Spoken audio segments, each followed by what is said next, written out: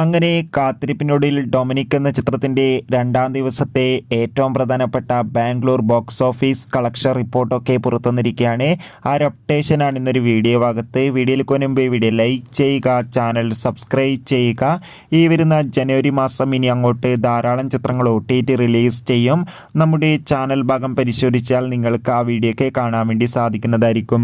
മമ്മൂട്ടി, ഗോകുൽ സുരേഷ് എന്നൊക്കെ പ്രധാന കഥാപാത്രങ്ങളായി ജനുവരി 23 റിലീസിനെത്തിയ ചിത്രമായിരുന്നു Dominic and the ladies purse. ചിത്രത്തിന് മികച്ചൊരു പോസിറ്റീവ് റെസ്പോൺസ് തന്നെയായിരുന്നു രണ്ടാം ദിവസം ലഭിച്ചിട്ടുണ്ടായിരുന്നത്.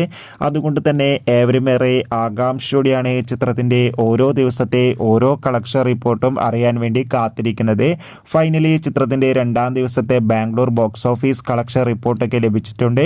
ഇപ്പോൾ കിട്ടുന്ന അപ്ഡേഷൻ പ്രകാരം ചിത്രത്തിൻ്റെ രണ്ടാം ദിവസം മാത്രം ബാംഗ്ലൂരിൽ നിന്ന് ഏകദേശം 30 ലക്ഷത്തിൻ്റെ അടുത്ത് വരെ കളക്ഷൻ നേടിയെടുക്കാൻ വേണ്ടി സാധിക്കും എന്നാണ് ട്രാക്കിംഗ് റിപ്പോർട്ടുകൾ സൂചിപ്പിക്കുന്നത്. ഡൊമിനിക് എന്ന ചിത്രത്തിൻ്റെ കൂടുതൽ ബോക്സ് ഓഫീസ് കളക്ഷൻ റിപ്പോർട്ടിനായി നമുക്ക് കാത്തിരിക്കാം.